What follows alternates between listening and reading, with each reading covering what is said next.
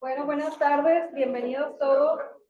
El día de hoy vamos a tener nuestra ponencia. ¿No puedo mencionar su comité? Sí. Buenas tardes a todos. Vamos a tener nuestra ponencia de la sesión de marzo del Colegio de Pediatría de Reynosa.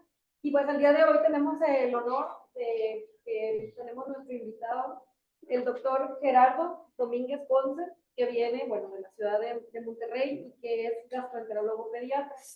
Él, pues bueno, nos va a estar hablando de este tema tan importante que es el día a día de nosotros como pediatras, la alergia a la proteína de leche de vaca, cuándo sospecharlo, hacer diagnóstico y tratamiento. Bienvenido, doctor, muchas gracias. Que te aventaste a Reynosa y gracias por haber aceptado la invitación. Adelante. Bueno, muchas gracias.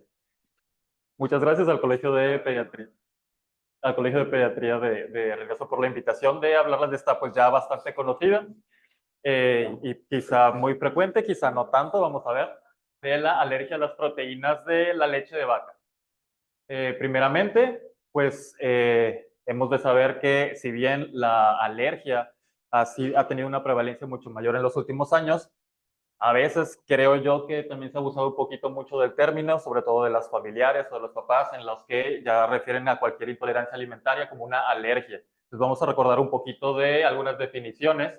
Primero que nada, hipersensibilidad. Es el conjunto de signos y síntomas reproducibles que siempre se presentan tras un estímulo bien definido, ya sea alimentario o de algún otro tipo, que a cierta dosis es tolerada por el resto de la población, pero que en ciertos pacientes pues, genera una reacción.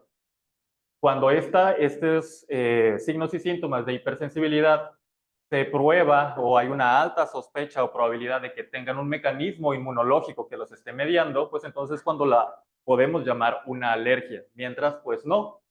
Desafortunadamente, a lo largo de los estudios que hemos hecho, es muy poco los estudios que son avalados con la prevalencia que usan para medir la prevalencia estudios específicamente inmunológicos y el más específico o el gold standard cuando se trata de alergias, pues es las pruebas de reto de provocación directa con el alergeno. La gran mayoría de los estudios no lo realizan por diferentes cuestiones y lo que usamos en general son otros tipos de prueba que nos miden sensibilidad más que nada, no tanto la causalidad, sino miden la sensibilización ya sea por medio de pruebas cutáneas o sanguíneas. Y esto lo vemos en diferentes estudios, un metaanálisis de la Academia Europea de Inmunología Clínica, tomando en cuenta varios estudios de la Unión Europea. Ellos encuentran que diferentes estudios de prevalencia dicen que sí, el 6.9% de los habitantes menores de 18 años han tenido en algún momento sospecha de algún tipo de alergia alimentaria, pero que cuando los estudios los comparamos con estudios que se avalan en pruebas diagnósticas con el uso de IG específica, esta prevalencia pues disminuye hasta la mitad, 3.6. O si se utilizan pruebas cutáneas positivas, hasta un 1.5 y utilizando el gold estándar, esa prevalencia se corta o baja hasta el 1%. Entonces, en realidad, quizá las alergias no son tan comunes como pensaríamos, que quizás sí han aumentado a lo largo de los años, pero quizá estamos haciendo un poquito de sobrediagnóstico. Entonces, ¿qué es en realidad todo el resto de conjunto de signos y síntomas si no son alergias? Pues los denominamos así como una hipersensibilidad alimentaria que no tiene mecanismos alérgicos, o sea, es una intolerancia no alérgica, donde se involucran diferentes mecanismos que pueden ir desde el más común, que son de diferentes deficiencias enzimáticas, la más común, deficiencia de la lactosa, pero también hay muchos tipos de deficiencias, como la anemia, galactosemia. Se pueden intervenir diferentes compuestos o medicamentos que al ser combinados con algunos alimentos generan estas intolerancias no alérgicas. Incluso hay mecanismos que no están muy bien determinados en los que son involucrados algunas especies de herbales, colorantes y algunos aditivos. Nos vamos a involucrar en esta plática de la alergia que sí tiene mecanismos inmunológicos, la alergia alimentaria. ¿Cuáles son los factores que presenta un paciente para que pueda generar esta tolerancia o sensibilización a un alergeno? Vamos a ver que estos factores pueden ser muchos. Primero que nada, pues la dosis del antígeno se sabe que mientras que la exposición alta a un antígeno puede hacernos alérgicos, la dosis pequeña, muy paulatina y constante, pero en pequeñas dosis, puede generar o estimular la creación o la diferenciación de linfocitos T reguladores, que son los principales efectores que van a controlar los mecanismos de alergia. La forma del antígeno, sabemos que los alergenos en su forma sólida son mucho más alergénicos que cuando están solubles. La edad de exposición, por lo general, tienden a ser, mientras más pronto sea la exposición controlada o paulatina a un alergeno, es mucho más fácil que generemos la tolerancia, la vía de entrada. Se sabe que es mucho más fácil generar alergias a través de el tracto gastrointestinal, diferentes factores genéticos, sabemos la predisposición familiar es muy importante, diferentes factores desde los HLA hasta alteraciones específicas en genes reguladores que mantienen este equilibrio entre los TH1 y TH2, son muy importantes. El medio en el que crece el niño, por ejemplo, familias con higienes muy excesivas, algunas alteraciones o deficiencias nutricionales, en el caso de ácidos esenciales como omega 3 o antioxidantes, también el sexo, donde es ligeramente más predisponente el ser varón, raza, los asiáticos y los afroamericanos. También el equilibrio de la microbiota es algo que está muy en boga actualmente y que sabemos que ciertas especies o el equilibrio entre ciertas especies dentro de nosotros nos favorece a generar tolerancia a los alergenos. Importantísimo la lactancia materna. También una serie de medicamentos que podemos consumir, desde antiácidos que pues interfieren en esta desnaturalización de las proteínas por la acidez gástrica, hasta antibióticos que van a alterar el equilibrio de nuestra microbiota, la dermatitis atópica y también la deficiencia de vitamina D.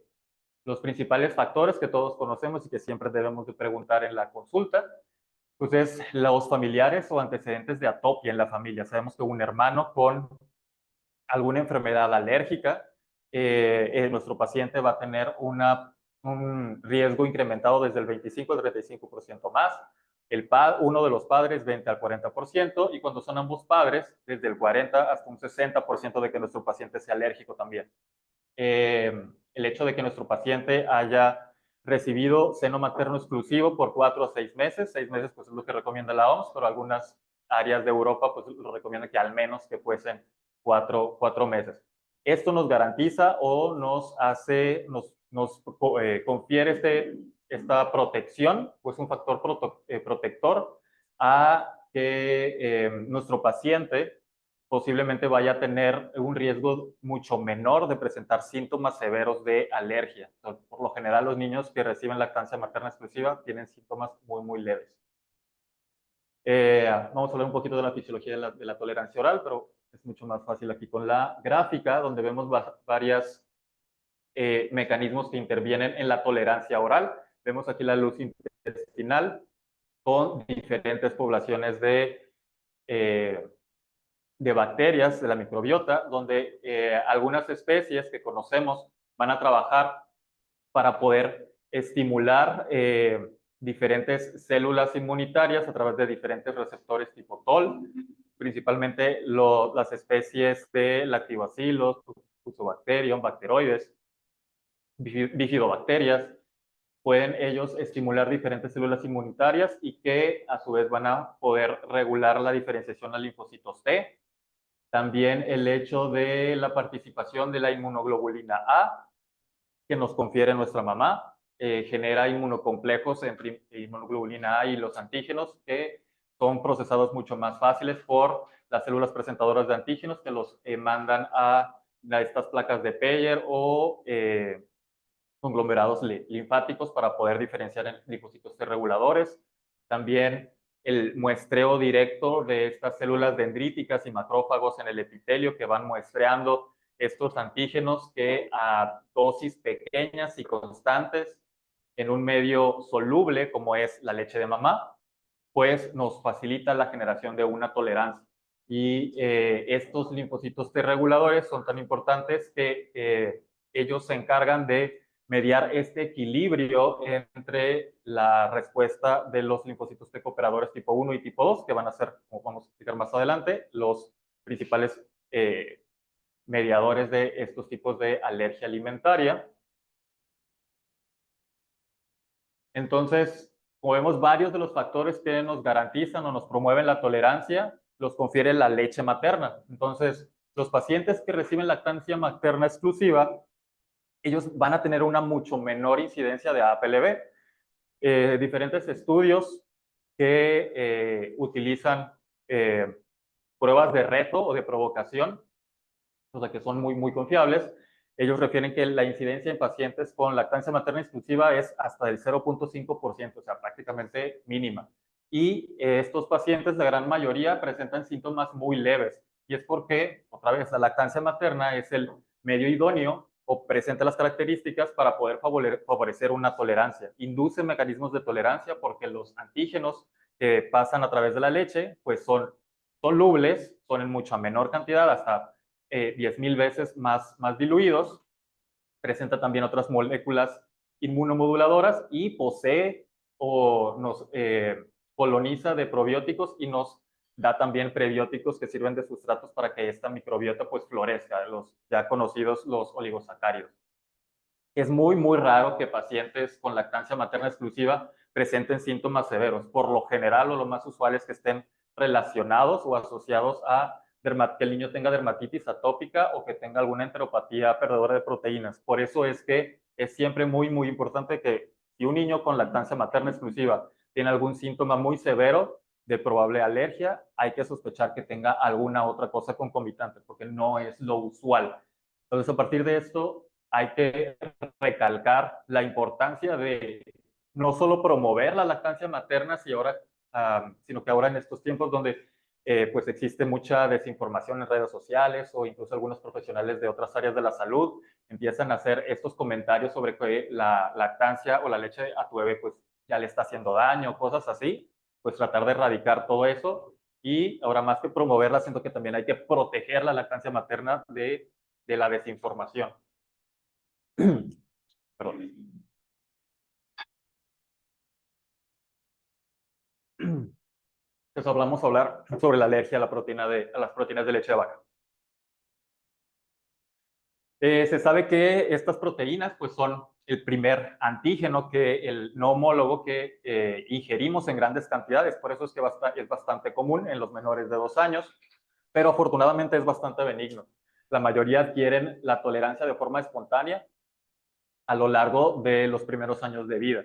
El sistema inmunológico por lo general tiene una predisposición ya para generar esta respuesta exagerada y van a ser involucrados diferentes mecanismos inmunológicos. El más conocido pues, es la mediada por IgE, pero también hay no mediadas por IgE, que es principalmente por células, y la mixta, donde hay una mezcla entre ambas.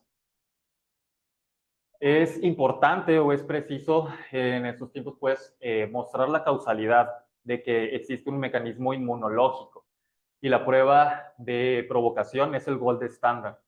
El gold estándar en sí es el doble ciego controlado, pero pues es bastante difícil de usarse, entonces por lo general usamos una prueba abierta.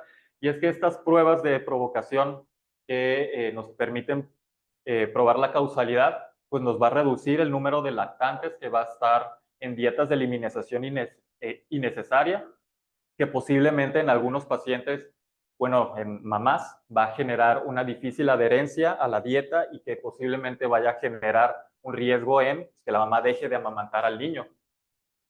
Y también los altos costos que representa, pues, pagar una fórmula. Además de que si estas dietas de eliminación se llevan por un largo periodo, pues presenta ciertos riesgos nutricionales tanto a mamá como al niño. Y también, por el otro lado, un subdiagnóstico, pues impacta en el crecimiento y desarrollo de los niños si no se recibe el tratamiento adecuado. Cuanto a epidemiología, pues es bastante frecuente en países desarrollados, ya que es donde vemos que pues papá y mamá trabajan, entonces es mucho más común que la lactancia sea suplementada por fórmulas. Es difícil calcular su prevalencia real, como ya vimos. Hay muchas diferencias de país a país y sobre todo las diferencias metodológicas en los diferentes estudios para probar su prevalencia. Estudios los más confiables que nos hablan de provocación oral, doble ciego, reportan una incidencia en promedio del 0.5%. cuando en general la prevalencia por sintomatología antes se hablaba que era como del 6-14%. Si los llevamos al territorio de específicamente provocación oral doble ciego, Inglaterra es de los más frecuentes, con hasta el 1.3%, Grecia menos del 0.1%, España 0.7%, Argentina 0.8%. Específicamente hablando de las proteínas de la voz domésticos, decimos que 100 mililitros de leche de vaca tiene 3 gramos de proteína, aproximadamente un poquito más del doble que la leche materna. Está constituida por alrededor de unas 40 proteínas, todas con capacidad inmunogénica. Por lo general se clasifican en derivados de caseínas o suero de leche con una relación 80-20, siendo más las caseínas. Algo particular con estas es que las cero proteínas o proteínas del suero de leche son termosensibles. Por ejemplo, algunas, si se calientan a 120 grados por alrededor de 20 minutos, puede ingerirles una alergenicidad mucho mayor al generar otro tipo de reacciones en su estructura que las hace mucho más alergénicas cuando se calientan, pero que si se llevan a temperaturas mucho más extremas, arriba de 150, 200, 300, es decir, que se hornee la leche, pues ahí es cuando ya se toleran. También estas proteínas son sensibles a diferentes procesos como la fermentación y la acidificación. O sea, el hecho de presentarse en yogur, kefir y todo esto, a veces los niños pueden presentarlo. Esta es una tabla de las principales proteínas, donde en negrita están las proteínas que son, que tienen un impacto mayor o son alergenos mayores. Vemos las caseínas, que en general decimos que si un paciente, perdón, tiene IgE específica de componente a caseínas positivo, por lo general es de mal pronóstico, porque son pacientes que van a tardar mucho en desarrollar tolerancia. Otra de las proteínas más importantes o más frecuente que se relaciona con la alergia a la proteína de leche de vaca es la beta-lactoglobulina. Lo importante es que es particularmente presente solo en la leche de vaca, la leche humana no la contiene, y aquí en la tablita podemos diferenciar la concentración que existe o si no existe en leche de mamá. Ahora, en cuanto a la reactividad cruzada, pues es esta relación o reacción que tenemos para identificar estas proteínas por su estructura, por morfología. Y es que esto depende de qué tan homólogas sean las proteínas entre los diferentes mamíferos, es decir, qué tan parecidas son las diferentes proteínas. Entonces, pues obviamente, al ser prácticamente hermanos, la vaca, la cabra y la oveja, al ser todos bóvidos, presentan hasta el 90% de proteínas homólogas entre sí. Entonces es muy fácil la reactividad cruzada entre cabra y oveja. Entonces ya prácticamente en estos tiempos es imposible o no es de verdad nada adecuado, pues estar recomendando leche de cabra porque prácticamente tiene las mismas proteínas. Hay también algo de relación cruzada entre algunos otros mamíferos, como los suidos, que es la cerda, équidos, yegua o mula, y los que tienen un menos porcentaje de homología entre proteínas son los camélidos. De hecho, los camellos también, ellos no, al igual que nosotros, su leche no tiene beta-lactoglobulina. Entonces, un diagrama de cómo se genera la alergia alimentaria, pues son cosas que ya conocemos. Vienen los puntitos rojos, que son el alergeno, son captados por células ya sea dendríticas o macrófagos, ellos desde el 1, y que son procesados y llevados al nódulo linfático para ser presentados a los linfocitos T precursores o naive, y que estos pueden ser diferenciados por diferentes citocinas a linfocitos TH2. Los TH2 van a producir diferentes citocinas, principalmente la interleucina 4 y la interleucina 13, que van a promover la diferenciación en las células para poder cambiar a células plasmáticas y puedan generar estos inmunoglobulinas específicas, y esto le llamamos sensibilidad. O sea, la cantidad de IgE específica para cierto antígeno. Estas se colocan o se unen a los mastocitos, listos para que en una segunda exposición pues puedan ser degranulados y presentar su activación, liberando proteasas que van a incidir en las uniones intercelulares, provocando pues esta permeabilidad intestinal liberar histamina y otros neuropéptidos que van a aumentar la motilidad intestinal y la secreción, así como la permeabilidad vascular, para que diferentes basófilos pues, puedan ser contactados y generar respuestas sistémicas en otras partes del cuerpo. Y un poquito más tarde, el reclutamiento de otras células como los eosinófilos. Principalmente son estos tres los mecanismos inmunológicos, el más a promover la diferenciación de TH2 para producir células B que generen anticuerpos tipo E específicos contra un alergeno, los no mediados por IgE, que es un poquito más no tan estudiado, donde estos linfocitos T se diferencian en TH1, ellos se van a encargar de mediante interferón gamma, estimular diferentes macrófagos e interactuar con otro tipo de células, desde células T, mastocitos y el sistema neurológico entérico. Y pues el mixto que involucra ambas. Entonces, ahora hablando sobre la presentación clínica, algo importante que voy a recalcar a lo largo de la plática es el discernir o clasificar los síntomas entre su severidad, o sea, si son leves o moderados o severos. La gran mayoría de las guías definen como severo no solo a aquel síntoma que pone en riesgo inminente la vida del paciente como una anafilaxia, sino también cualquier otro conjunto de reacción que va a generar en el niño el riesgo de retraso pondoestatural, riesgos nutricionales o retraso en el neurodesarrollo. Fuera de eso, el resto de los síntomas se considera como leves o moderados. Y la presentación, o sea, qué tan rápido se presentan después de haber ingerido el alergeno, siendo inmediatas, menos de 2 horas después de haberse ingerido y tardía después de las 2 horas. La gran mayoría de las ocasiones, el 60% de los síntomas aparecen después de la primera toma, a lo largo de las primeras horas. Es muy raro que ya pasado mucho el tiempo presente el niño síntomas. Por lo general siempre es en las primeras horas, a lo mucho durante los próximos días. En algunas ocasiones puede ser incluso el contacto con alguien que haya manipulado el bebé con caricias o besos y que previamente haya manipulado leche.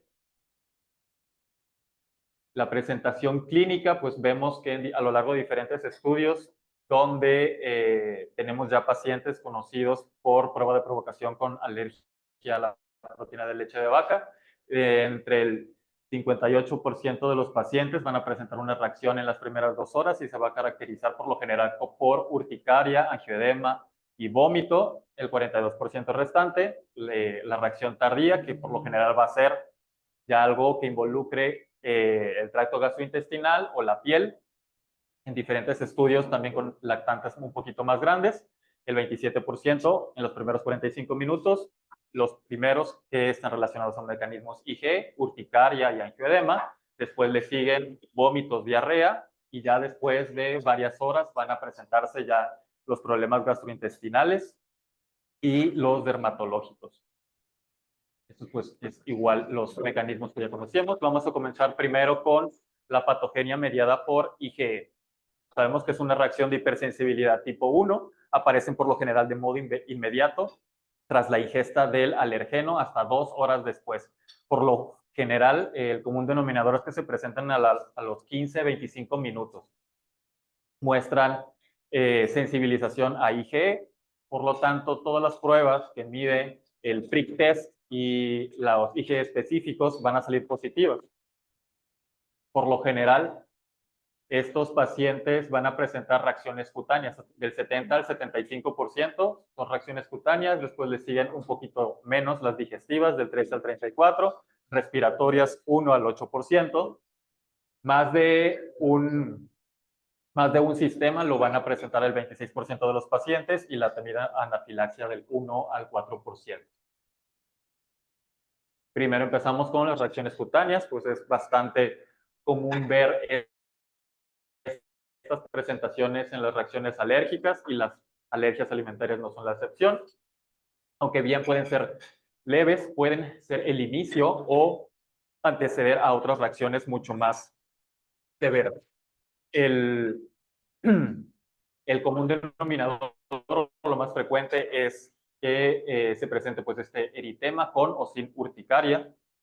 que en el 80% de las veces se presenta de forma aislada y hasta el 20% puede ser el primer paso para desarrollar la anafilaxia después. El angioedema afecta por lo general cara, vía aérea superior, las extremidades con un edema asimétrico que por lo general es duro, sin fobia, y después le siguen las reacciones gastrointestinales, algo desde muy simple como el rechazo a la vía oral, pacientes que tienen este síndrome de alergia oral donde se presenta como una urticaria de contacto con síntomas de edema en los labios, prurito oral, edema en la lengua, molestias a la deglución.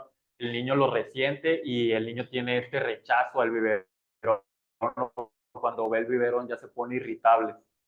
Otros síntomas pues son náuseas, vómitos, cólico abdominal, diarrea y pues las ya bien conocidas heces con sangre. Reacciones respiratorias va a ser muy raro que se presenten de forma aislada, siempre van a ser acompañados o concomitantes ya sea con reacciones gastrointestinales o cutáneas. Se pueden desencadenar tanto por la ingesta como por la inhalación. Aquí es importante, por ejemplo, la inhalación de vapor de leche y también medicamentos. Hay inhaladores de polvo seco que tienen lactosa y no precisamente que el paciente sea alérgico a la lactosa, sino que la lactosa que usan los inhaladores en polvo, algunos son simplemente decantaciones o filtraciones de la leche. Entonces, a veces se puede ir por ahí alguna proteína, o sea, que no esté bien como purificado, o sea, no, como no presentan ningún proceso de hidrólisis de la proteína, entonces la proteína si se llega a colar, pues va intacta, entonces puede generar reacciones alérgicas por inhalación, algunos medicamentos. Otras reacciones respiratorias pues puede ir desde la simple rinorrea, tos o presión torácica, sibilancias, eritema conjuntival, dificultad respiratoria, estridor laringio, edema o una obstrucción bronquial pues ya más grave.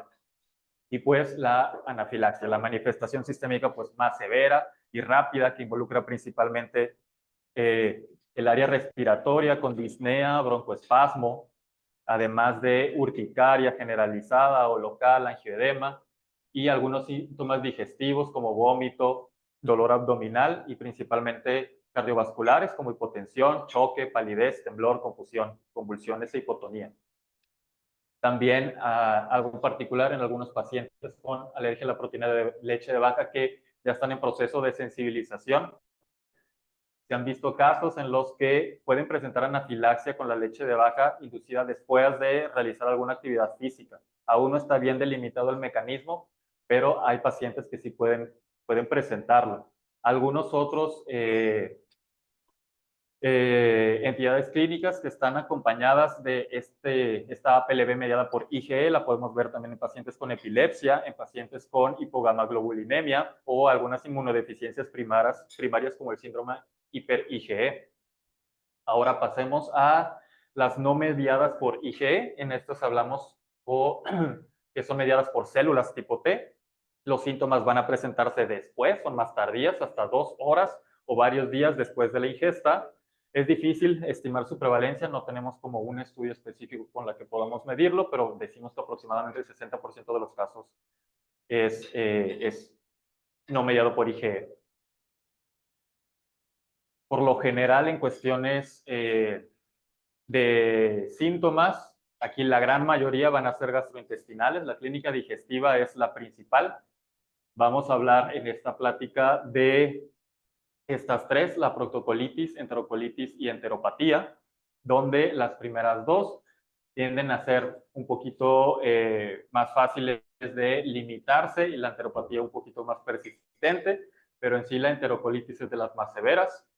Se ha identificado que a lo largo del tiempo algunas entidades presentan cierta tendencia a ser persistentes y que hemos notado que tardan más tiempo en resolverse, hasta 2 o 3 años, como el espasmo cricofaringio, el reflujo gastroesofágico, la estenosis pelórica, la misma enteropatía de la que hablaba, estreñimiento o colon irritable.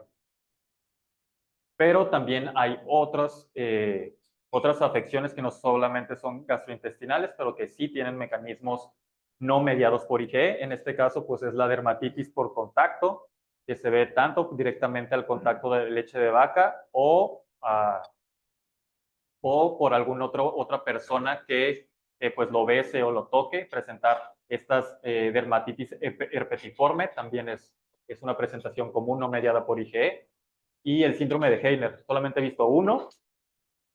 Se trata de una hemosiderosis pulmonar inducida por proteínas de leche de vaca. Es sumamente rara. Es secundario a una hemorragia alveolar difusa, que por lo general se va a presentar en pacientes pequeños de 4 a 29 meses. Es una enfermedad pulmonar atípica que va a presentar antecedentes de anemia, falla de Medro y pues esta hemosiderosis pulmonar que a la radiografía o a la tomografía van a ser semejantes a una neumonía pues muy severa y que finalmente el diagnóstico confirmatorio se hace por que es positivo a anticuerpos precipitantes de IgG contra proteínas de leche de vaca. De verdad muy raro. Pero vamos a hablar en esta plática sobre principalmente estas tres, donde la primera que vamos a hablar, la protocolitis, después la enterocolitis y después las enteropatías. La protocolitis es por lo demás el cambio inflamatorio que genera la proteína de leche de vaca más común en los lactantes. Hasta el 60% de los sangrados en el lactante va a estar relacionado con esta presentación.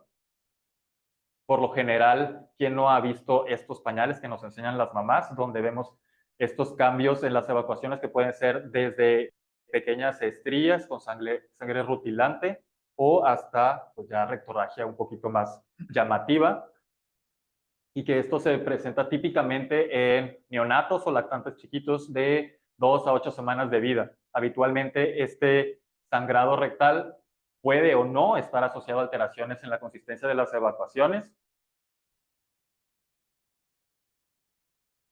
Esta protocolitis puede empezar de forma errática, pero a lo largo del tiempo puede ir progresando en la frecuencia hasta abarcar pues, prácticamente todas las evacuaciones o tener una rectorragia importante. A pesar de que puede ser muy llamativa para los papás, la verdad es pues aparentemente no tiene una afectación importante. No hay estancamiento o pérdida de peso, no hay dolor a la palpación abdominal, no tiene ninguna otra sintomatología, está comiendo bien, subiendo bien de peso, los laboratorios van a salir muy bien. En dado caso de que llegase a presentar pues esta rectorragia de forma constante, pues puede generar leve anemia, hipoalbuminemia o podemos detectar algo de eosinofilia periférica. Es importante por estas características, se puede confundir con alguna colitis infecciosa, entonces es importante descartar coprocultivos, que tengan un coprocultivo negativo. La proteína de leche de vaca es la principal proteína alimentaria que está o que desencadena esta entidad clínica y es muy común que esto se presente en lactantes que reciben lactancia materna exclusiva. Nuevamente, el hecho de tener una lactancia materna exclusiva pues nos deja con síntomas, la verdad, bastante leves. Sí bien llamativos, pero en general son leves. La normalización de estas evacuaciones se espera de 1 a 2 semanas después de iniciar el tratamiento de exclusión. Por lo general, si este cuadro no remite, pues hay que valorar la retirada de otros alimentos. Por lo general, después de la proteína de leche de vaca, el siguiente alimento que reemplazamos o que eliminamos es la soya. El 30% de los pacientes también tiene reactividad a la soya. Por lo general es una patología benigna y es transitoria. La gran mayoría de los niños puede regresar a su vida cotidiana con dieta normal al año de vida, si no es que antes. Ahora, el síndrome de enterocolitis inducida por proteínas alimentarias. Esta es una de las entidades pues, más severas. Afecta a lactantes alimentados por lo general por fórmula, menores de 9 meses. Por lo general tienden a iniciar alrededor de las 6 semanas de vida con vómitos recurrentes, profusos, importantes, de gran cantidad, acompañados de diarrea sanguinolenta, distensión abdominal, que eventualmente van a afectar el estado general del niño y que en episodios agudos puede generar deshidratación, que incluso puede llevarlos pues, a urgencias, a choque y todo. Entonces, por esta presentación, pues igual se pudiese confundir con algún otro tipo de enterocolitis infecciosa. La diferencia con esta es que esta entidad va a resolverse solamente si logramos retirar el alergeno o la proteína que esté generando esta reacción. Esta entidad, por lo general, se involucran varias proteínas, no solamente la leche de vaca. La leche de vaca sí es la más común, pero también es común que se presente que el niño también sea alérgico, ya sea a soya, arroz, avena, huevo o a pescado. Del 20 al 30% de los niños presenta alergia a 2 o 3 alimentos y el 10% incluso a 4 o más alimentos.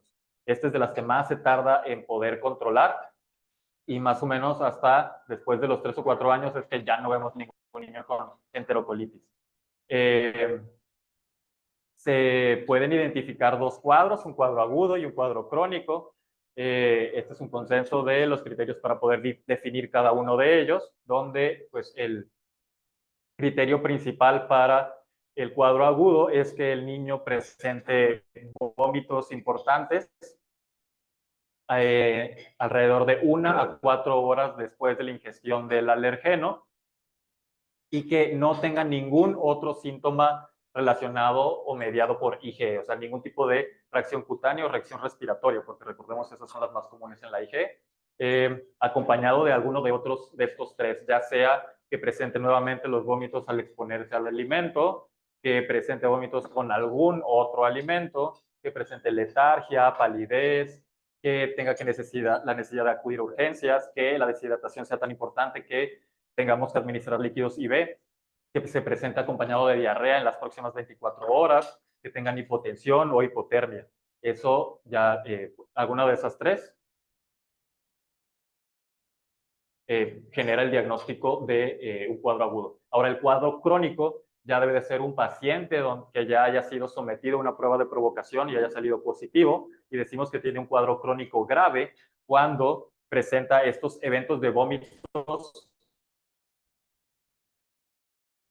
progresivos y una diarrea importante con o sin sangrado que va a causar cuadros de deshidratación y acidosis metabólica en el niño. En vómitos intermitentes con o sin diarrea, vamos a ver afectación en el estado de peso de talla, falla en el desarrollo del niño, pero estos cuadros de deshidratación no le van a condicionar acidosis metabólica, no van a ser tan graves, pero sí va a afectar su peso y su talla. Como todas las determinaciones, como todas las entidades clínicas no mediadas por IgE, esta es de las pocas que quizá pueda tener ciertas pruebas positivas de sensibilización.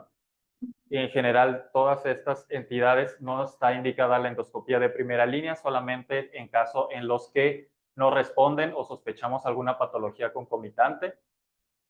Solamente menos del 5% se va a presentar en el contexto de un niño que obtuvo lactancia materna exclusiva. Por lo general, esta presentación está reservada a niños que fueron alimentados con fórmula. Entonces, dependiendo del cuadro clínico, la resolución va a ser variable. Al momento de retirar el alergeno, los pacientes con un cuadro agudo van a tardar en responder entre 1 a 5 días. Los de cuadro crónico con sangrado de 1 a 2 semanas y los de cuadro crónico con afectación nutricional van a tardar hasta 2 a 4 semanas en poder remitirlos.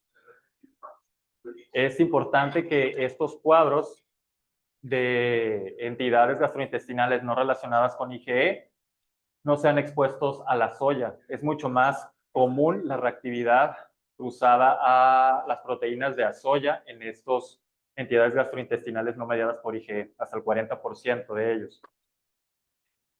Y eventualmente la reincorporación de estos alimentos a la dieta del niño debe de realizarse de forma paulatina, alrededor de los 12 meses cuando se trata de sensibilidad a la leche o a soya, y esperamos incluso hasta 18 o 24 meses para reintroducir huevo y arroz si es que el paciente era alérgico a ello. Ahora bien, la otra entidad gastrointestinal es la enteropatía.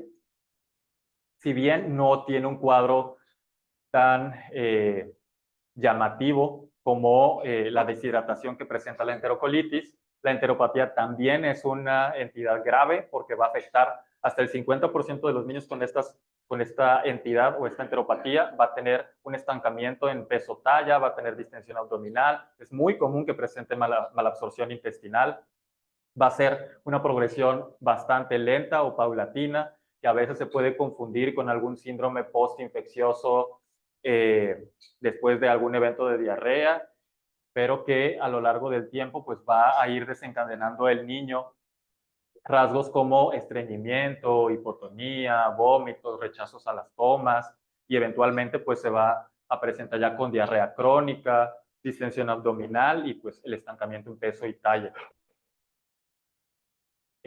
También es común que se presente o sea concomitante a otras alergias de otros alimentos como soya, arroz, pollo, huevo o pescado y pues los síntomas son muy variables. Así como en la enterocolitis, la endoscopía no es la primera opción para su diagnóstico, sí a veces es una herramienta que podemos usar para poderla diferenciar de otras enteropatías, como la enfermedad celíaca, que el diagnóstico se hace pues al final de cuentas por biopsia. Entonces, a veces al mirarlo en endoscopía puede ser un poquito similar. El tratamiento de esta enteropatía pues es la dieta de exclusión, y se resuelve más o menos alrededor de los 2 o 3 años de vida. Aquí un resumen más o menos de las tres y cómo diferenciarlo, donde vemos que la proctocolitis es prácticamente en los niños pequeños de 1 a 4 semanas de vida, los otros 2 son niños más grandes. También el hecho de que las dos últimas que se involucren otro tipo de alimentos también los hace particularmente diferentes a la proctocolitis. El hecho de que solamente la enterocolitis, el 35% puede presentar pruebas de sensibilización de tipo IgE positivas, también es algo que lo hace muy característico de la enterocolitis. En cuanto a los síntomas, pues prácticamente la proctocolitis no tiene ningún síntoma más allá del sangrado. En cambio, la enterocolitis siempre vamos a ver característicamente estos vómitos que condicionan eventos de deshidratación grave con acidosis metabólica, muy característico de la enterocolitis, y la enteropatía, un progreso un poquito más lento, pero que definitivamente va a afectar el desarrollo del niño en su peso y su talla. Entonces, criterios de derivación en el caso de estas particularidades siempre es todos los síndromes de enterocolitis inducido por proteínas alimentarias tienen que ser derivados a gastroenterología o alergología para poder delimitar y diferenciar con otros diagnósticos diferenciales. Enteropatías graves o los casos en los que sospechamos que el niño es sensible a más de un alimento o cuando persiste la clínica a pesar de la dieta de exclusión.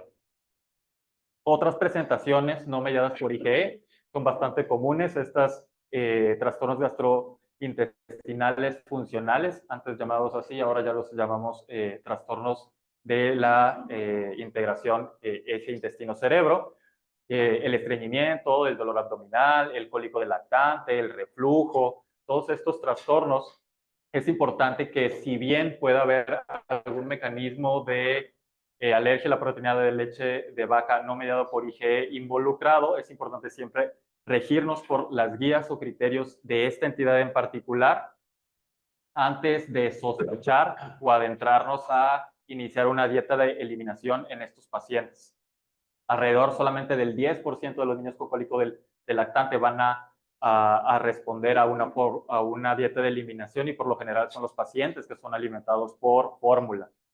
Los pacientes con reflujo, es muy claro las guías de reflujo internacionales, donde incluso antes de prescribir inhibidores de pomba de protones, es importante descartar que los niños no tengan alergia a la proteína de leche de vaca.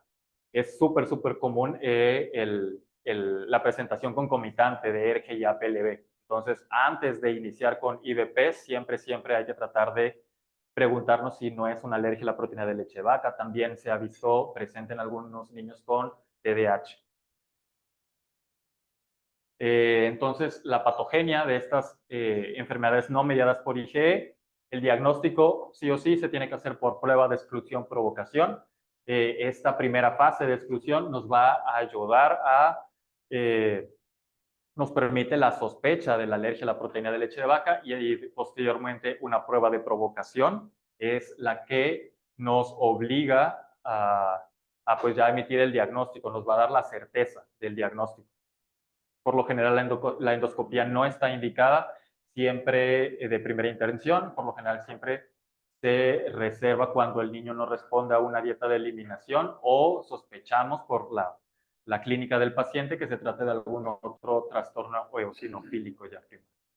Ahora hablamos de los mecanismos mixtos, los que involucran tanto linfocitos TH1 o TH2. Hablamos de la dermatitis atópica. Estos pacientes, ya por la misma fisiopatogenia de la enfermedad, tienen mermada pues, las barreras gastrointestinales, estas adherencias las células, entonces mucho más proclive a que diferentes alergenos pues entren y la persona pues sea sensibilizada. Estos pacientes tienen hasta 4 veces más riesgo de desarrollar o ser sensibilizados a diferentes proteínas, 4 veces más para las proteínas de leche de vaca, 8 veces más para el huevo. 1/3 de los pacientes que tienen dermatitis moderada a grave, por lo general, están sensibilizados a algún alimento.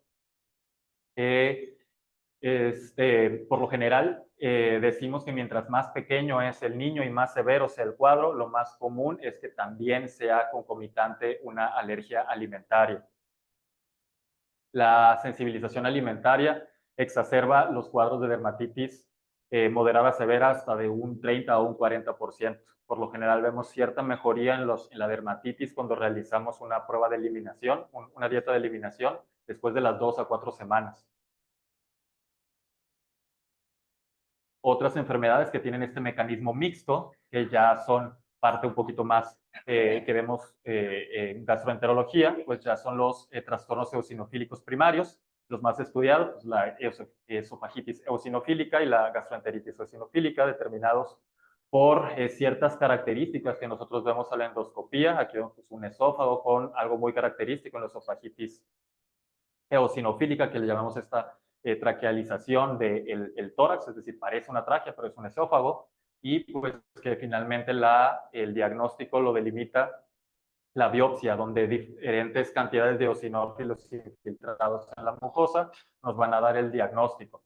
Por lo general, estos pacientes no van a responder de primera instancia a la dieta de eliminación porque por lo general tienden a tener más sensibilidad a otros alimentos, pero pues ellos también cursan con el cuadro de dolor abdominal, náuseas, vómito, diarrea, y que posteriormente, al inicio, pues sí, empiezan como un cuadro inflamatorio, pero conforme el niño crece y se vuelve adulto, pueden desencadenar presentaciones incluso fibroestenosantes, donde vemos áreas de estenosis con impactación alimentaria, que ya le presentan saciedad temprana en el paciente y que a veces pueden presentar desnutrición.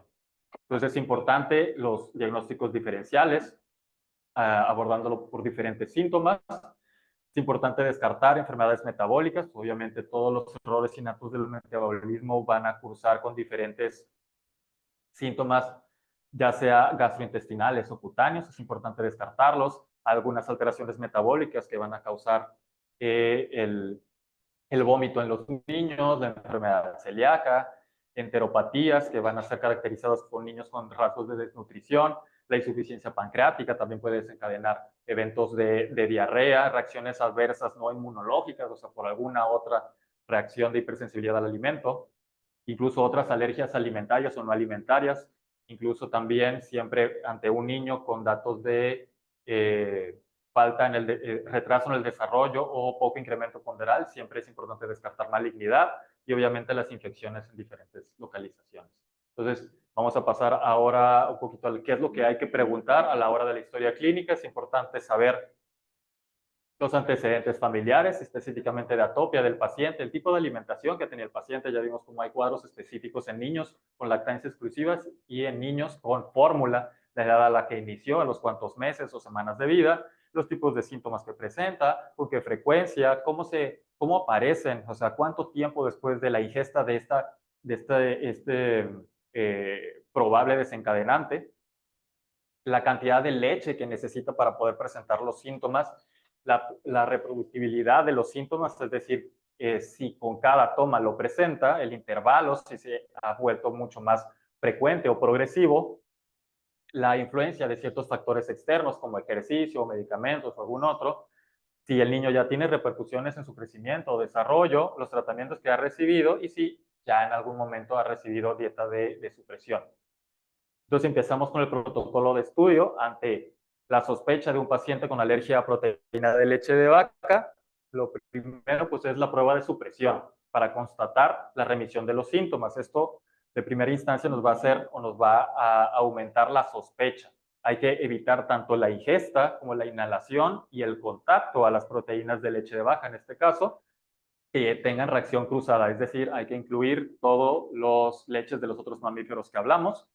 Y incluso en algún momento un paciente me dijo que algún médico le dijo que también restringiera la carne de ternero, o sea, el bistec, por así decirlo. Y sí, hasta el 20% de algunos pacientes presentan reactividad cruzada con la carne de res o ternera. Afortunadamente, esa reacción cruzada es por una albúmina sérica. Entonces, si recordamos, las ceroalbúminas tienen esta termosensibilidad y si la carne está bien cocida, pues no va a haber riesgo de reacción cruzada, pero siempre, pues sí, ¿verdad? Es muy raro que le demos un término medio a un niño de 6 meses. Posteriormente, las pruebas que nos pueden ayudar cuando no podemos hacer estas pruebas de reto, quizá porque el riesgo es muy, muy amplio, son pruebas in vivo e in vitro. Entonces, primero vamos a ver la prueba de provocación oral. Es una prueba de exposición, por lo general el gold estándar es el doble ciego controlado, pero pues a falta de quizá de recurso hospitalario para poder realizarla, pues se hace una exposición abierta con la mamá. Está indicada cuando la prueba de supresión mostró síntomas o mostró mejoría en los síntomas, entonces eso nos hace sospechar aún más de que los síntomas fueron desencadenados por la proteína de leche de vaca. Y esto nos va a permitir reducir los falsos positivos. Es muy común que en lactantes alimentados con leche materna exclusiva, que sabemos que estos pacientes por lo general son cuadros muy benignos y autolimitados, no necesitan una dieta de eliminación, porque en algunos estudios se ha visto que incluso estos sangrados esporádicos, siempre y cuando sean esporádicos, a veces son relacionados a algunas infecciones virales que son autolimitadas y que al final son benignas en el niño. Esta prueba de provocación oral, de preferencia, siempre se tiene que hacer en un medio hospitalario que tenga los recursos o el personal entrenado por si el niño llegase a presentar una anafilaxia. El hecho de que un niño haya tenido un historial con reacciones sencillas, leves o moderadas, no exime el hecho de generar una anafilaxia en el futuro. Las pruebas cutáneas positivas pueden incrementar la posibilidad de una prueba de provocación positiva, así como una prueba de provocación negativa la podemos sondear con un examen RAS, que es una prueba que se venía usando en años anteriores. Ahorita ya hay nuevos mecanismos, nuevas tecnologías mucho más sensibles, donde si el RAS salía a clase 1, el 60% de las pruebas te iban a salir negativas, o sea, había una alta probabilidad de que no tuviera síntomas. Y así clase 2, 50%, clase 4, 20%. Pero a decir verdad, ninguna predice la severidad, simplemente si te va a salir positiva o negativa. ¿Cómo se hace esta prueba de provocación oral? Pues diferentes guías exponen pues sus mecanismos. En general, todas coinciden en que primero se debe de hacer una previa exploración en el niño, sobre todo en la inspección de la piel para asegurarse que no haya lesiones. Primeramente se aplica una gota de leche sobre los labios del niño y si vemos que no ocurre ninguna reacción después de 15 minutos, se va haciendo un incremento progresivo de las dosis como vemos ahí y lo dejamos en observación por 2 horas. Si no hay reacción alguna, el niño se va a casa y el niño va a ir consumiendo a lo largo de forma diaria de 200 a 250 mililitros de fórmula de vaca por 1 a 2 semanas. Y entonces, si el niño tiene síntomas, pues entonces significa que la prueba de reto salió positiva y esto nos da la confirmación de alergia a la proteína de leche de vaca. Entonces, en el dado caso de que haya presentado síntomas de forma inmediata, es importante que este paciente sea referido a un centro especializado en alergología para poder estudiarlo mejor, ya que el hecho de que tenga reacciones inmediatas nos hace suponer que es un mecanismo mediado por IgE, y entonces pues, estos mecanismos son mejores estudiados por los alergólogos. Estos niños ya con la PLB confirmada deben de continuar con una dieta de eliminación por al menos 6 meses y se va a volver a repetir una prueba de provocación o de reto cuando el niño cumpla entre 9 y 12 meses de edad. En caso de que los mecanismos sean IgE mediados, se puede sondear con ciertas pruebas de sensibilización que vamos a ver más adelante. Si se usa fórmula, pues hay que garantizar que sean las tomas adecuadas para garantizar el requerimiento de calcio. Y si se alimenta con lactancia materna, siempre es súper importante suplementar a la mamá. Es súper común que veo en la consulta mamás que les dicen de la dieta de restricción y no la suplementan ni con calcio ni con vitamina D. Bueno, y si salió la prueba de reto negativa, pues entonces descarta la PLB y se reinicia la dieta habitual y se debe de sospechar en alguna otra cosa, ¿no? Entonces, la dieta de eliminación en la mamá, le decimos a mamá que esta dieta va a durar por lo menos 2 semanas, a veces tenemos que extenderla hasta 4 semanas cuando el niño presenta afectaciones dermatológicas o gastrointestinales, ahí es cuando, por lo general, como son mecanismos no IgE, tendemos a prolongar un poquito más la prueba, pero siempre es importante suplementar a mamá con 1 gramo de calcio al día y vitamina D, 400 unidades. Esta dieta de eliminación, si va a ser continua por mucho tiempo, pues entonces amerita seguimiento nutricional, o sea, que lo derivemos con el nutriólogo. Si no hay mejoría en los síntomas, pues también no vale la pena que mamá siga con esa dieta y pues podríamos decirle que vuelva a su dieta habitual y mejor referir al paciente para estudiarle alguna otra entidad. Entonces hablamos de otras pruebas de sensibilización cuando no podemos realizar pues la prueba de provocación oral. Tenemos otras pruebas de sensibilización que finalmente no nos van a demostrar como tal la causalidad de la alergia, sino que nos van a probar el nivel o el grado de sensibilización del paciente, es decir, la cantidad de IgE específica que tiene el paciente y que de cierta forma pues es una medida indirecta de la probabilidad de que tenga alergia, ¿no? Las pruebas cutáneas, la más común es la prueba intraepidérmica o prueba de Prick, que pueden utilizar fracciones estandarizadas o bien al alimento fresco, es decir, picar el alimento y luego picar al niño. Es rápida, barata, pero no es exenta de riesgos, entonces esto siempre debe de realizarlo pues, el especialista, el alergólogo. La Academia Europea de Inmunología tiene el grado de corte o el valor de corte de 4 milímetros. Si la pápula mide más de 4 milímetros, decimos que es positiva. En el caso particular de alergia a la proteína de leche de vaca, con una sensibilidad del 52% y una especificidad del 80%. Si la pápula es más de 6 milímetros, tiene incluso un alto valor predictivo positivo, siempre y cuando el niño sea menor de 2 años. Y si la pápula mide más de 10 milímetros, incluso nos habla de una alergia persistente o que el niño va a desencadenar o va a continuar con esta alergia o sensibilización en un largo tiempo. La sensibilidad, como vimos, pues puede ser muy variada y tiene un valor predictivo negativo para reacción inmediata del 90 al 95%, aumenta al 97% si se utiliza leche fresca, y igual la concordancia entre las pruebas de PIRIC positivas y una prueba de reto positiva ocurre en el 58% de los casos cuando se utilizan extractos comerciales y aumenta hasta el 91% cuando se utiliza alimento fresco, o sea, picar el alimento y luego picar al niño. ¿Cómo se hacen? Vemos que se aplica una gota del alergeno en la piel del paciente, se pincha con la lanceta, esperamos 15 minutos y lo medimos. Es importante que se utilicen al menos estos extractos de la leche de vaca, leche de vaca completa, alfa-lactoalbúmina, beta-lactoglobulina, caseína, y siempre importante tener pues controles, un control positivo que sería la histamina, un control negativo que sería el suero. Hay otras pruebas cutáneas como la prueba con parche o APT, por sus siglas en inglés, que miden la respuesta mediada por células T y que quizá nos prometería o sería prometedor en el ámbito de las enfermedades no mediadas por IgE, pero a decir verdad, esta prueba de parches solamente se usa en el diagnóstico de dermatitis atópica.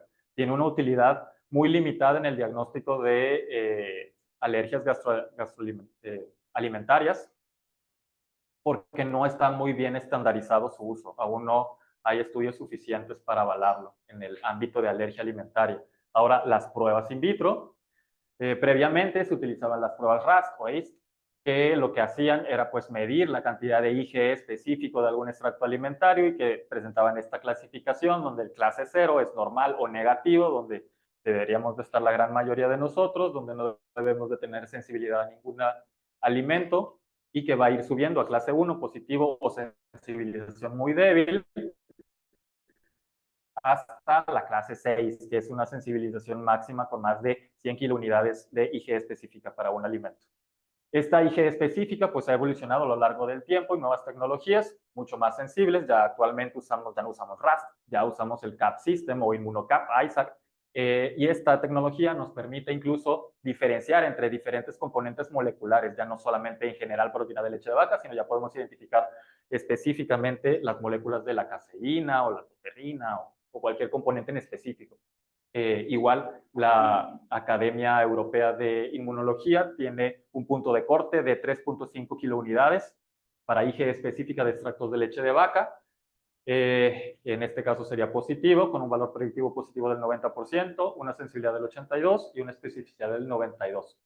Cuando esta IgE específica es mayor a 5 kilounidades en menores de 2 años, permite incluso en algunos estudios, dicen que permite obviar la prueba de provocación. Estas pruebas son útiles en el seguimiento de la APLB que ya está diagnosticada. Tiene su principal utilidad en, por ejemplo, pacientes que en algún momento presentaron anafilaxia. Esto nos permite valorar qué tan sensible se encuentra el niño después de 6 o 12 meses como para poder volverle a generar o someterlo a una prueba de tolerancia o una prueba de reto. Como habíamos hablado, estas IgE específicas a componentes con estas nuevas tecnologías permite incluso delimitar una IgE específica caseína, que es como de las de peor pronóstico, y el punto de corte es 2.6 en niños de 12 meses. Otras pruebas que no tienen ventajas avaladas o claras en la alergia a la proteína de leche de vaca, quizá en otras enfermedades alérgicas sí, pero en APLB no. IgE específica, microarrays, activación de basófilos, no tienen como tal una ventaja clara en este caso. Como vimos, la sensibilidad y especificidad es muy variable entre estas. Entonces, por lo general, ante la duda, siempre es importante pues descartar o confirmar el diagnóstico con una prueba oral. La combinación de ambas a veces no es necesaria, por lo general va muy relacionada. Si hay mayor concentración de IgE específica, lo más común es que haya una mayor pápula. Entonces, ahora vamos a pasar con la dieta de eliminación ya como tratamiento contiguo en el tiempo, o sea, ya no como la parte de dieta de eliminación como sospecha, sino ya como tratamiento. Es previa a la certeza de APLB, es decir, un niño que ya fue sometido a una prueba de provocación. Es importante hablar con la familia, los cuidadores, la guardería, los vecinos, la abuelita, con todas las personas que tengan contacto con estos niños, que hay que ser muy rigurosos con esta prueba de eliminación. Hay que hacerlos o enseñarlos a buscar intencionadamente en todas las etiquetas proteínas de leche de vaca, y que no solamente la leche de vaca, sino cualquier leche de algún otro mamífero. Excluimos la carne de vaca siempre y cuando esté bien cocida. Y también hay que cuidar la contaminación durante la preparación de los alimentos. Pero es importante que si el paciente o la mamá ya estaban con lactancia materna, es importante continuar con la lactancia materna. La lactancia materna en ningún momento se ha restringido. Si el paciente ya estaba con lactancia materna, debemos de fomentarla, ya que por los diferentes beneficios que ya hablamos de la lactancia, va a evitar que el niño adquiera otras alergias e incluso nos podría ayudar a generar tolerancia a la alergia actual. En dado caso de que pues, sea difícil llevar a cabo esta dieta, pues hay fórmulas de las que vamos a hablar más adelante. Entonces, siempre es importante darle esta hojita impresa o por escrito al paciente, donde intencionadamente tiene que buscar no solamente las fuentes evidentes de leche de vaca, que es queso, yogur, queso, sino todas las proteínas que buscamos en las etiquetas, y no solamente por palabras, sino por números, porque muchas de, pues sí, las marcas en general a veces esconden estos aditivos que son generados a partir de proteínas de leche de vaca con números. Entonces, todos estos aditivos o nombres que tienen la raíz en lact también deben de ser eliminados. Entonces, esto es más o menos un poquito del resumen. Me gusta este algoritmo del National Health Institute de Reino Unido, porque me clasifica el algoritmo específicamente de niños con lactantes, con leche materna exclusiva, donde diferencia los niños con síntomas leves o moderados de los síntomas severos, donde pues ya dijimos, leves o moderados son todos los que no afectan inmediatamente la vida del niño y no van a presentar ningún riesgo nutricional ni puntos saturados. Llámese el cólico, el estreñimiento, el reflujo, las estrías de sangre, todos esos.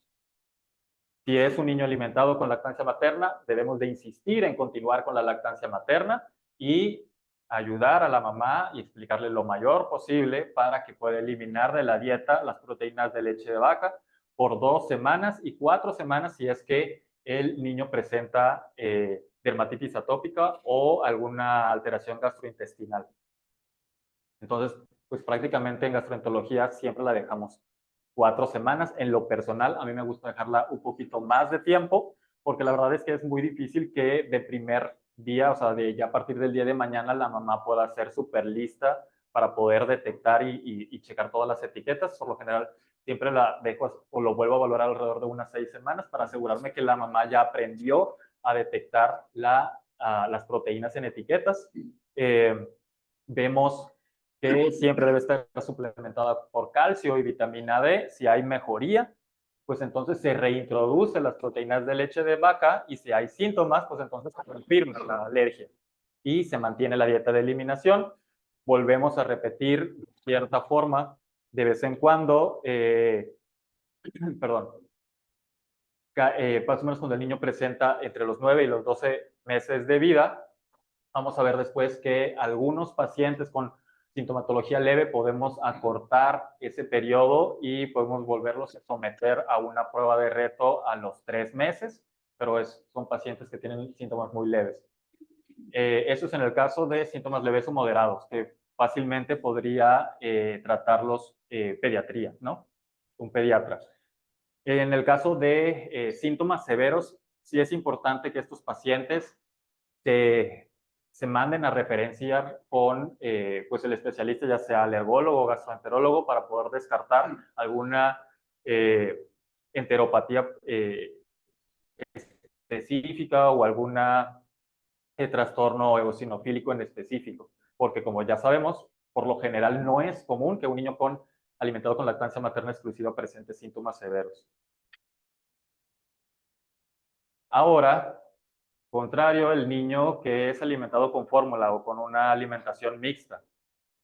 Aquí igual hacemos la diferencia entre los síntomas leves y los síntomas severos, la misma definición, donde vemos que igualmente los síntomas leves pueden ser fácilmente seguidos por un pediatra, donde vamos a instaurar primero la dieta de eliminación en su fase de sospecha de 2 a 4 semanas.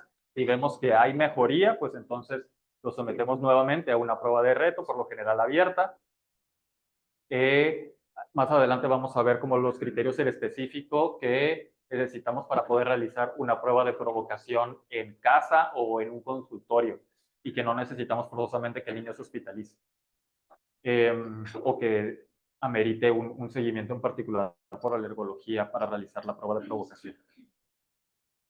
En el caso de estos pacientes que son alimentados por fórmulas, al ser pacientes alimentados por fórmulas, tienen la tendencia a generar ciertas entidades gastroenterológicas mucho más severas, como ya vimos. Por lo tanto, en estos pacientes incluso podemos iniciar, si no es viable la dieta de eliminación, podemos iniciar ya la suplementación con fórmula, ya sea una fórmula extensamente hidrolizada o de aminoácidos. igualmente por el mismo tiempo, 2 a 4 semanas. 2 si no hay síntomas gastrointestinales, 4 si hay síntomas gastrointestinales o con afectación dermatológica.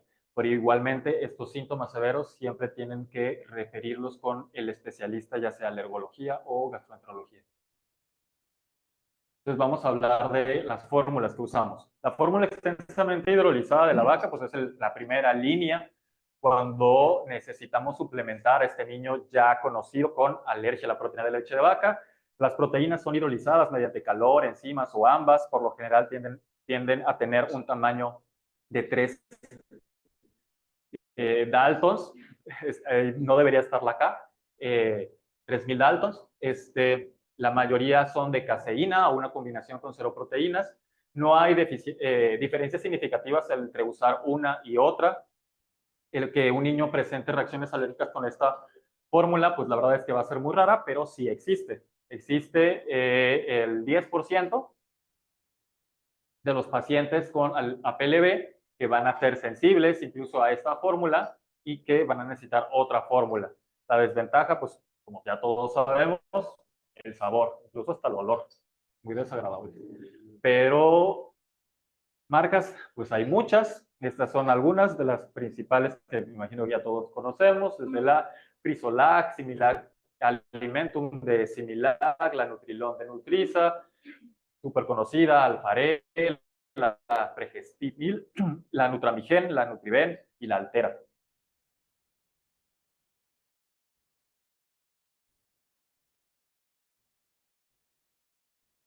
Ahora, fórmulas elementales, a diferencia de las otras que eran producidas a partir de y,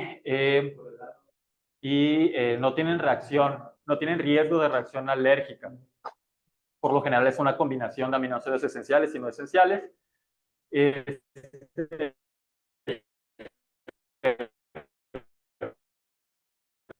Está basado en la leche humana, entonces pues tiene cierto valor adecuado, a diferencia de pues esta prácticamente todos los niños con alergia la van a tolerar.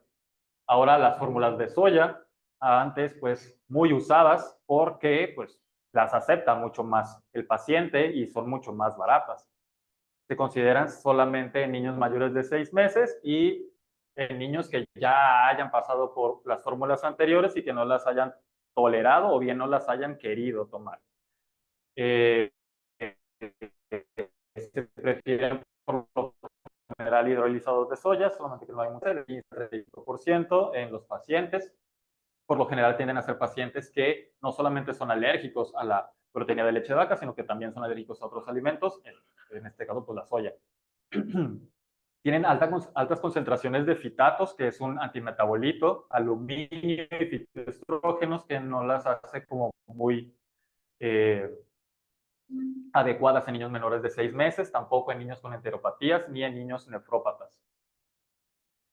Ahora, una fórmula de arroz ha sido pues, de las nuevas fórmulas que han agarrado cierta tendencia y era como al mismo nivel que las fórmulas de aminoácidos. Por lo general son hidrolizados parciales, que si bien son proteínas de menor valor biológico, si son fórmulas que sí están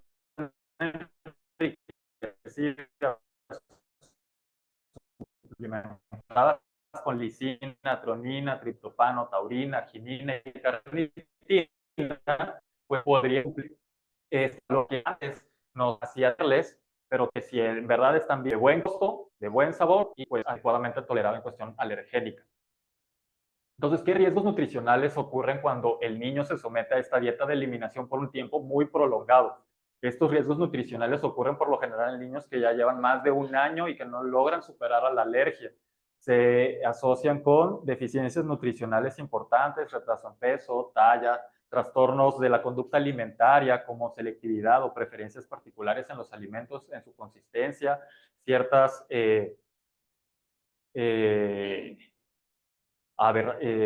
aversión a los lácteos, porque pues ya tienen este historial en el que aprendieron que los lácteos les hacen daño.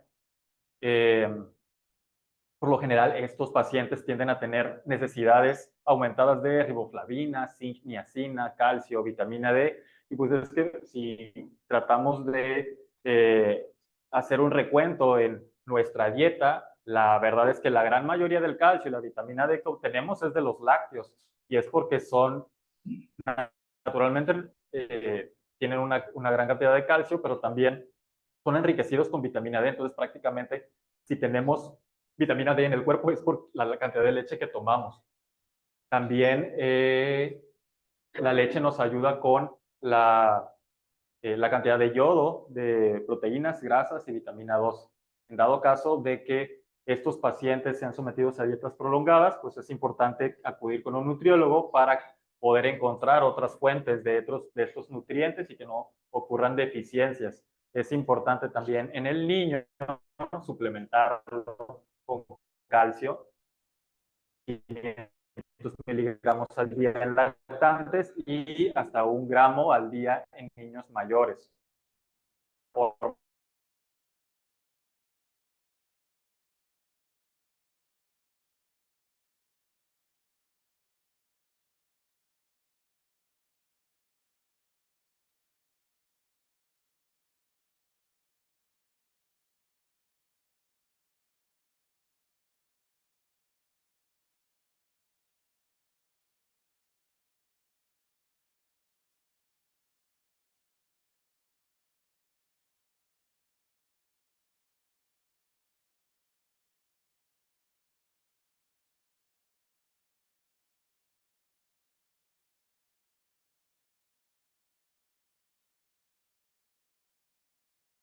tolerancia,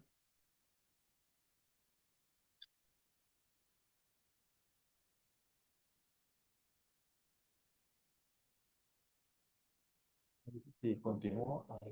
Ok.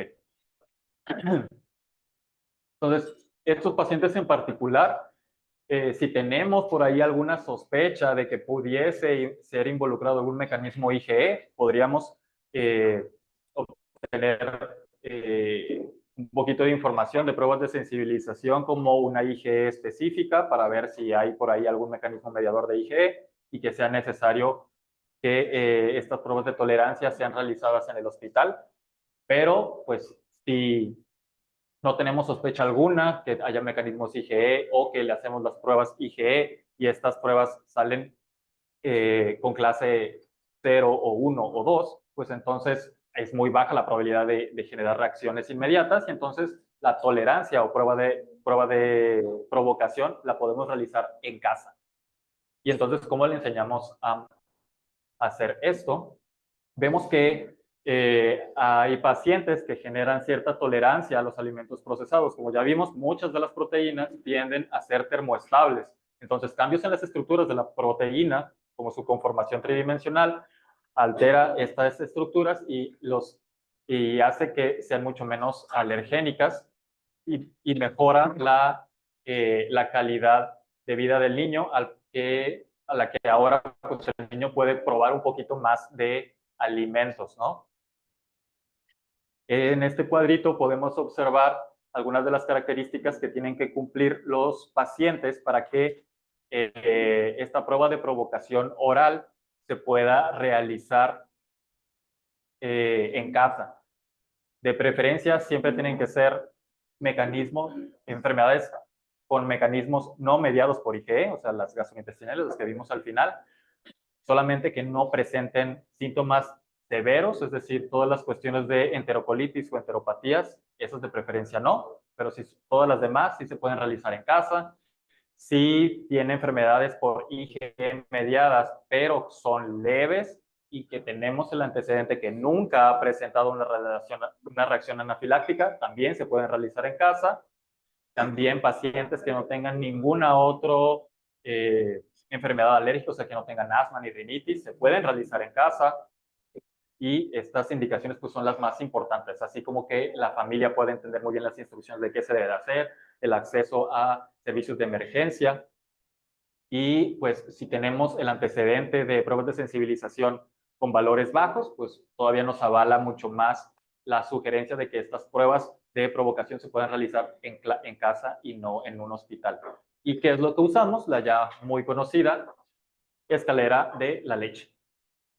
Primeramente utilizada en Reino Unido, y utiliza pues estos alimentos que van cambiando los escalones por la calidad los mecanismos a los que se somete la proteína, ya sea mecanismos de calor, donde el primer escalón son las galletas por lo general, donde se someten a una alta temperatura y por muy un largo periodo.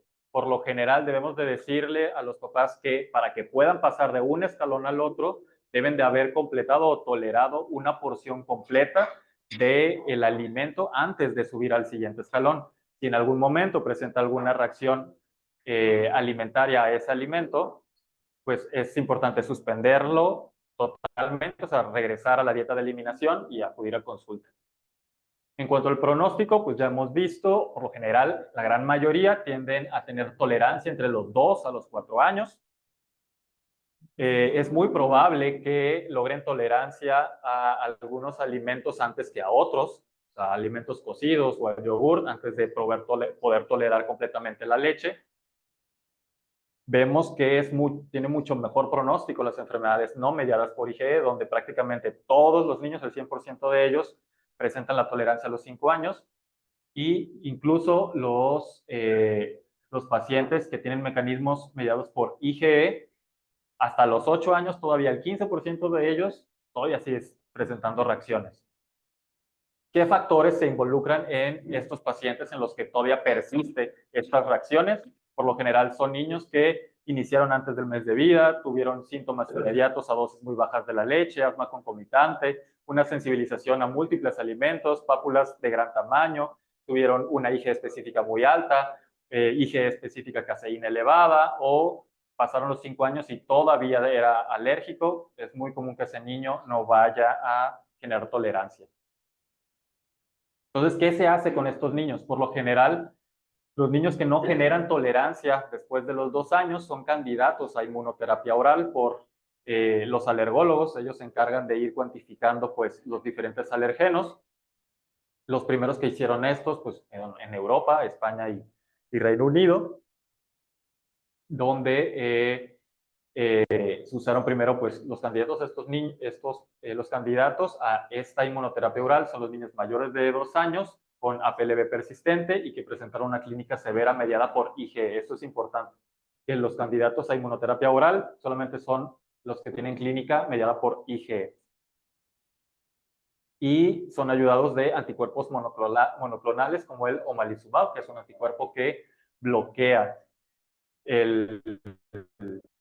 la IgE específica y así hace que el mastocito ya no esté generando más receptores para IgE, entonces esto disminuye las reacciones alérgicas. Pues eso sería todo.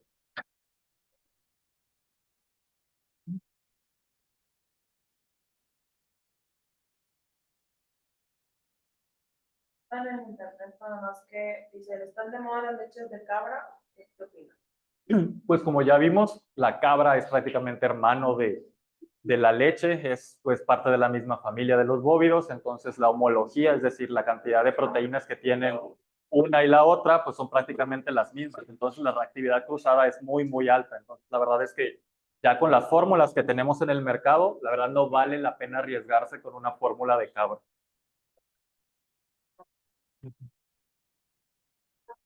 En general, lo que uno ve en el consultorio es un niño con alergia a la proteína de la leche, sospecha que llega a los 15, las 2 o 3 semanas con datos de rinitis, de dermatitis, un sangrado. Entonces, lo que hace uno es cambiarle a una leche altamente hidrolizada o de aminoácidos puros. Y generalmente, pues, con eso, de forma práctica, con eso funciona. Y la prueba de confirmación viene cuando la mamá, por el costo, suspende la leche y vuelven los síntomas. Así es. Eso es lo que vemos, ¿verdad? Mediada por células y ¿cómo se llama? Y de intensidad moderada. Y a los 9 meses, pues empezamos a... Y la otra, hace unos 2 o 3 años, leí un artículo en una revista de que los japoneses estaban previniendo la alergia a la proteína de leche de vaca con las mamás dándole pecho, pero empezando desde el primer día a darle leche de vaca con cantidades